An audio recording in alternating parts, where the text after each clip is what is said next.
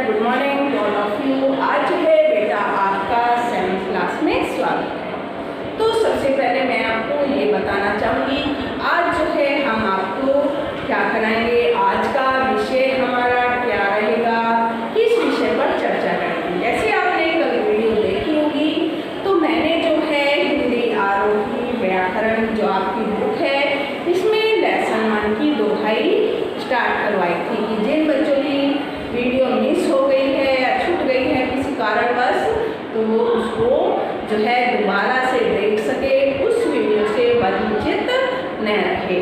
तो यानी कि जो है आज हम कितनी डेट को, यानी कि 15 सितंबर 2020 को क्लास 7 में सब्जेक्ट हिंदी लेसन, यानी कि आज का टॉपिक है हमारा लेसन 1 भाषा और व्याकरण। सभी बच्चे जो है हिंदी आरोही हिंदी व्याकरण में लेसन 1 निकाल लेंगे। और लेसन 1 जो है आपका इसमें कौन सा है, भाषा और व्याकरण। कौन सा लेसन है, भाषा और व्याकरण। आज जो है मैं इस लेसन की आपको क्या करवाने वाली हूँ, यानी कि इसकी जो है मैं ये एक्सरसाइज कंप्लीट कराने वाली हूँ। तो सभी बच्चे जो है अपनी बुक खोल कर रखेंगे। जब तक जो है सभी बच्चे अपनी बुक निकालिए, मैं 2 मिनट का आपको टाइम देती हूँ, तो निकालिएगा 7th क्लास आरोही हिंदी व्याकरण।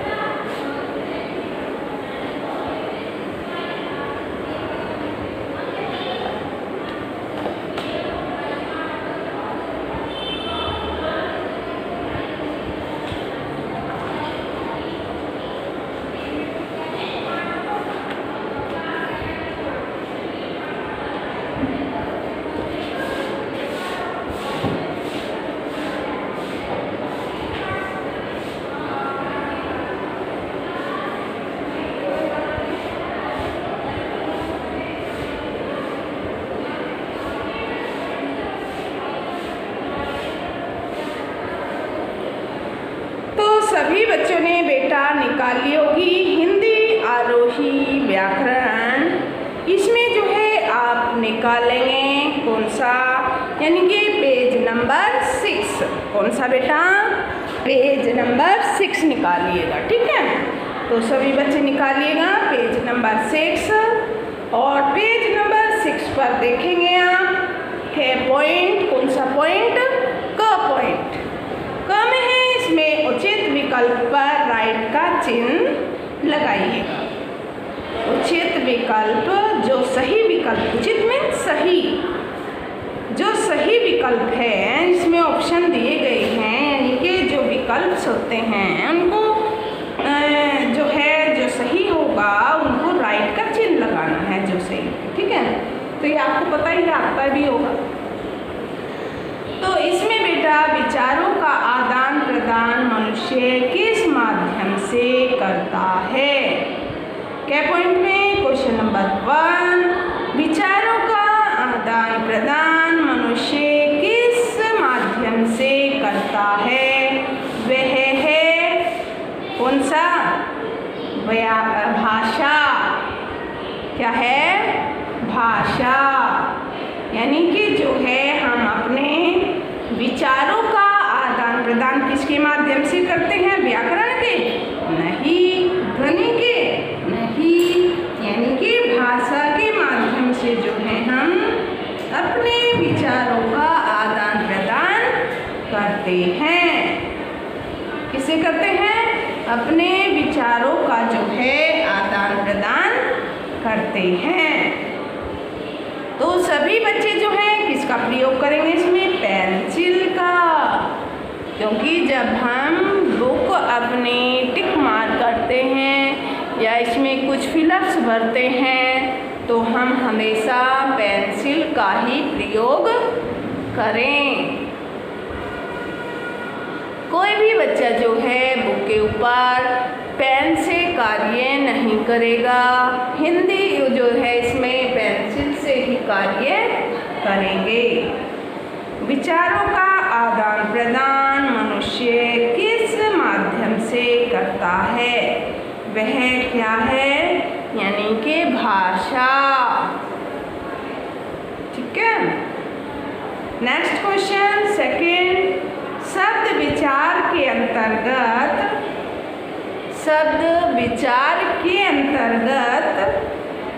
अध्ययन किया जाता है। किसका?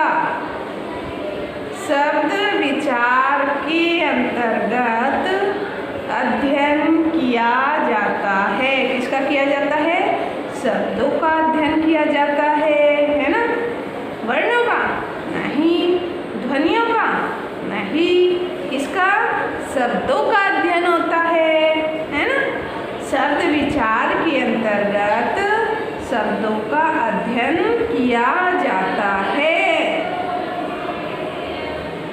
सभी ने टिक कर लिया होगा शब्दों के ऊपर। नेक्स्ट आगे, राम का पत्र लिखना भाषा का रूप है। थर्ड देखिएगा, राम का पत्र लिखना भाषा का कौन सा रूप है? लिखित, मौखिक, सांकेतिक? तो बताइएगा। जो राम पत्र लिखता है अपने भाई को, अपने मामा को, किसी को भी, तो कौन सी भाषा का प्रयोग करेगा? यानी कि लिखित भाषा का प्रयोग करेगा। ठीक है। तो ये हमने करवाया आपको क्वेश्चन नंबर 1 यानी कि के पॉइंट के क्वेश्चंस, यानी कि टिक द करेक्ट। नेक्स्ट देखेंगे रिक्त स्थान भरिए। क्या देखेंगे नेक्स्ट? रिक्त स्थान भरिए। रिक्त स्थान कैसे भरेंगे? डैश को अंतरराष्ट्रीय भाषा का स्थान प्राप्त है। सभी को मालूम है, पता है ना? किसको है? अंग्रेजी को, उर्दू को नहीं, हिंदी को अंतरराष्ट्रीय भाषा का स्थान प्राप्त है। तो सभी क्या लिखेंगे नंबर 1 पे रिक्त में? हिंदी को अंतरराष्ट्रीय भाषा का स्थान प्राप्त है। सेकंड देखिएगा इसमें, हिंदी डैश लिपि में लिखी जाती है। हिंदी डैश लिपि में लिखी जाती है। पता है किस में लिखी जाएगी? हिंदी देवनागरी लिपि में लिखी जाती है। हिंदी देवनागरी लिपि में लिखी जाती है। तो ये सभी ने लिख लिया होगा। आगे चलें। क्वेश्चन नंबर 3, मौखिक भाषा की मूलिकाएं डैश है। मौखिक भाषा की मूल इकाई ध्वनि हैं। मौखिक भाषा की मूल इकाई ध्वनि हैं। ध्वनि, जब हम बोलते हैं तो हमारे स्वर कौन से निकलते हैं, हमारी ध्वनि कौन सी निकलती है, तो उसको देखा जाता है। ठीक है। आगे चलिएगा, यानी कि 4, अंग्रेजी भाषा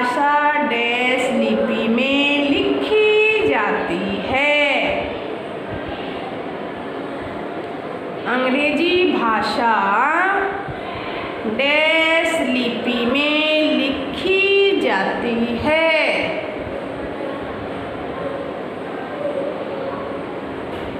अंग्रेजी भाषा डैश लिपि में लिखी जाती है।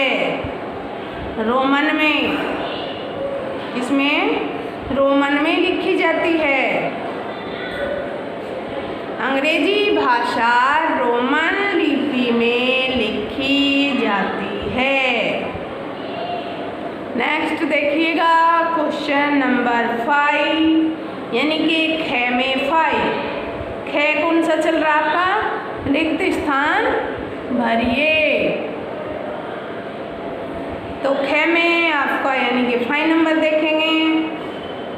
डैश को राष्ट्रभाषा का स्थान प्राप्त है। डैश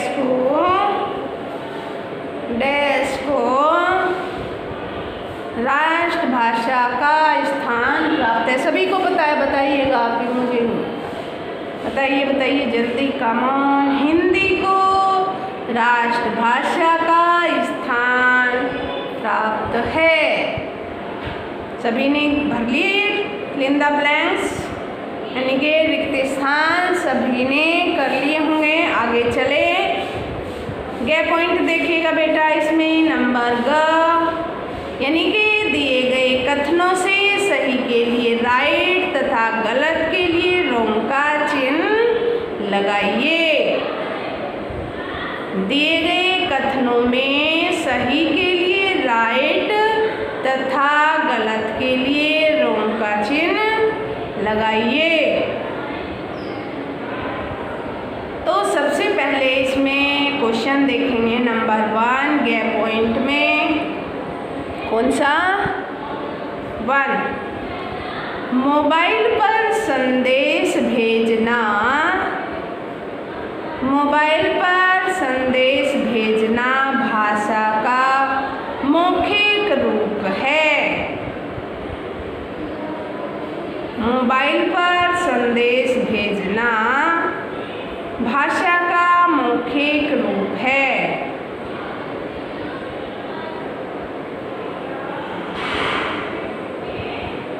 ये राइट है आपका। जब हम मोबाइल पर बात करते हैं, संदेश देते हैं, तो क्या है? ये मौखिक होता है। ठीक है। नेक्स्ट सेकेंड, व्याकरण के 5 भाग होते हैं। व्याकरण के 5 भाग होते हैं। तो ये आपका रॉन्ग है, क्योंकि बेटा व्याकरण के जो है आपके 4 भेद होते हैं। वर्ण विचार, शब्द विचार, वाक्य विचार और रूप विचार। यानी कि आपके जो है व्याकरण के कितने भाग होते हैं? 4। तो ये आपका क्या आएगा? रॉन्ग, यानी कि ये गलत है आपका। थर्ड क्वेश्चन देखेंगे अब ग पॉइंट में। थर्ड क्वेश्चन, भाषा के कितने रूप होते हैं? भाषा के 3 रूप होते हैं। भाषा के 3 रूप होते हैं। राइट। तो ये क्या आएगा? इसमें आपका राइट आएगा, क्योंकि भाषा के जो हैं आपके 3 रूप होते हैं। कौन कौन से? मौखिक, लिखित और सांकेतिक। तो 3 होते हैं हमारे, इसको हम राइट करेंगे। 4th देखिएगा, उर्दू भाषा देवनागरी लिपि में लिखी जाती है। उर्दू भाषा देवनागरी लिपि में लिखी जाती है। उर्दू भाषा देवनागरी लिपि में लिखी जाती है। तो ये कौन सी है? रॉन्ग। उर्दू जो है कौन सी भाषा में लिखी जाती है? पता है ना आपको? फारसी भाषा में। उर्दू किस में लिखी जाती है? फारसी में, देवनागरी में थोड़ी लिखी जाती है। तो ये आपका रोंग आएगा बेटा कि उर्दू भाषा देवनागरी लिपि में लिखी जाती है, ये रोंग है आपका, रोंग। ठीक, नेक्स्ट देखिएगा, व्याकरण नियम बनाते, देखिए फिर देखिए एक बार, व्याकरण नियम बताने का शास्त्र है। व्याकरण, क्वेश्चन देखिएगा, व्याकरण नियम बताने का शास्त्र है। यस, राइट, क्योंकि व्याकरण वह ज्ञान है जिसके द्वारा भाषा के नियमों का विश्लेषण होता है तथा मानकता के आधार पर शुद्धता प्रदान की जाती है। तो व्याकरण नियम बताने का शास्त्र है। व्याकरण के नियमों के अनुसार ही हम भाषा को शुद्ध रूप दे सकते हैं। तो यह हमारा राइट आएगा। सभी ने कर लिया? एक बार ध्यान दीजिएगा गैप पॉइंट में, first right, second wrong, third right, fourth wrong, fifth right, यानी कि 3 राइट और 2 रॉन्ग, दूसरा और चौथा रॉन्ग, पहला, तीसरा और 5वां राइट। ओके, नेक्स्ट 6 यानी कि गैप पॉइंट देखेंगे, निम्नलिखित प्रश्नों के उत्तर दीजिए।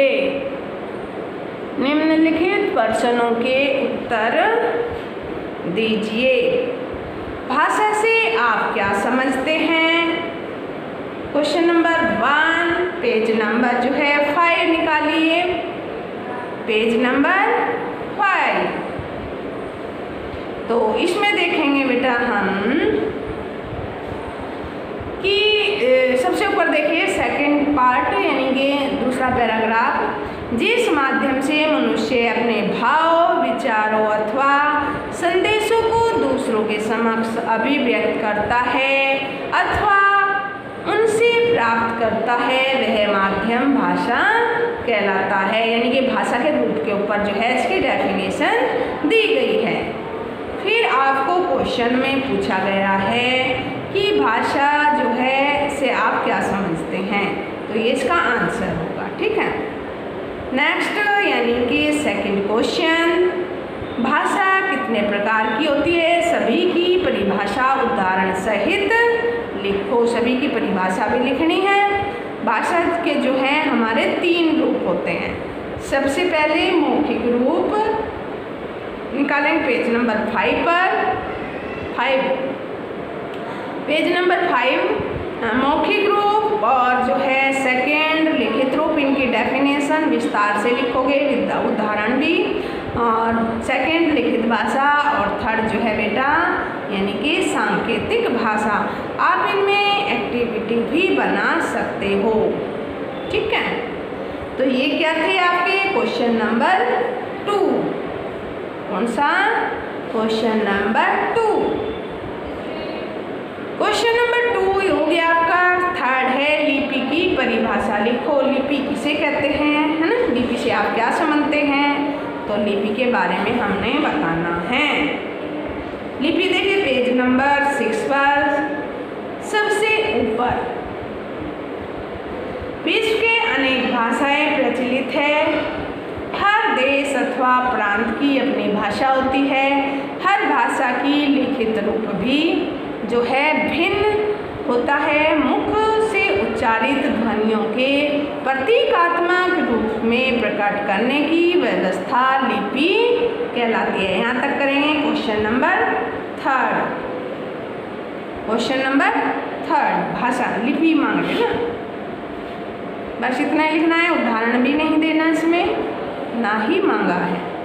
नेक्स्ट 4th क्वेश्चन, व्याकरण से आप क्या समझते हो, समझाकर लिखो। व्याकरण से आप क्या समझते हैं? व्याकरण ठीक उसी के नीचे राष्ट्रभाषा, राष्ट्रभाषा के नीचे व्याकरण। रेड ब्राउन जो है हेडलाइंस, ग्रामर, व्याकरण। ठीक है, तो इसमें देखेंगे व्याकरण की डेफिनेशन, व्याकरण किसे कहते हैं, इससे क्या तात्पर्य है, आप व्याकरण से क्या समझते हैं, समझाकर लिखो। व्याकरण वह शास्त्र है, पेज नंबर 6, व्याकरण रेड लाइन पर देखिएगा ऊपर। व्याकरण वह शास्त्र है, व्याकरण वह ज्ञान है जिसके द्वारा भाषा के नियमों का विश्लेषण होता है। किसका होता है, भाषा के नियमों का विश्लेषण किया जाता है तथा मानकता के आधार पर शुद्धता प्रदान की जाती है, उसे व्याकरण कहते हैं। ये हो गया आपका क्वेश्चन नंबर 4। इसमें नियम कुछ नहीं पूछे, कितने नियम हैं ना ही इसमें बताओगे आप, ठीक है। तो ये डिटेल्स बताओगे कि ऐसे भी लिख सकते हैं, भाषा वह शास्त्र है जो हमें अशुद्ध और शुद्ध का ज्ञान कराता है। ये भी आप डेफिनेशन लिख सकते हैं। तो ये हो गए बेटा घ के question answer, first, second, third and fourth. अब आइए ढ पॉइंट पर। कौन से पॉइंट पर, ढ। भाषा के सामने लिपि लिखिए। ये भाषा के नाम लिखे गए हैं, उर्दू, हिंदी, पंजाबी, अंग्रेजी, और इनके सामने आपने जो है पेंसिल से क्या लिखना है, इनकी लिपि के नाम लिखना है। फारसी सबसे पहले कौन सी है, उर्दू। उर्दू की कौन सी लिपि है आपकी, फारसी, ठीक है। सेकंड कौन सी है, पंजाबी। पंजाबी की कौन सी लिपि है, गुरुमुखी। कौन सी है बेटा, गुरुमुखी।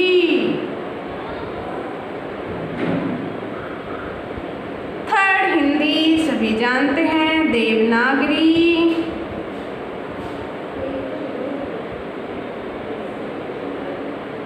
फोर्थ है आपकी अंग्रेजी, यानी कि इसकी लिपि कौन सी होगी अंग्रेजी की, रोमन।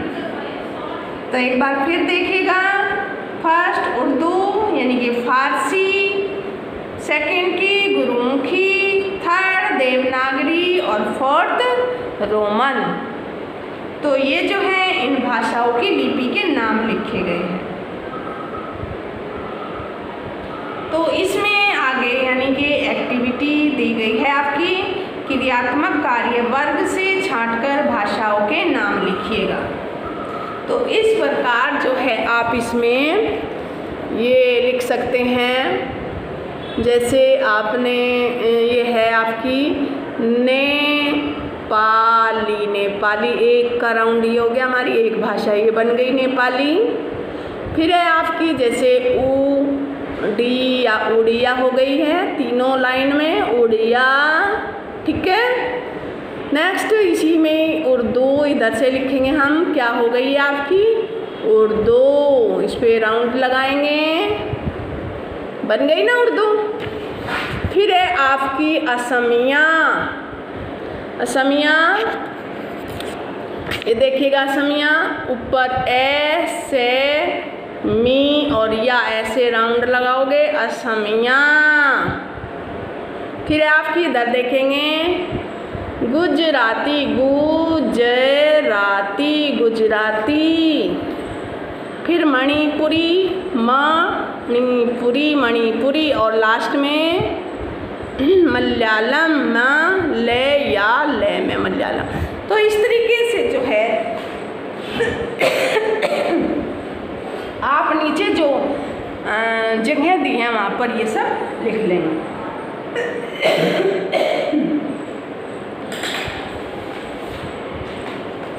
तो आज जो है बेटा आपको कितनी, यानी कि 15 सितंबर 7th क्लास में सब्जेक्ट आपका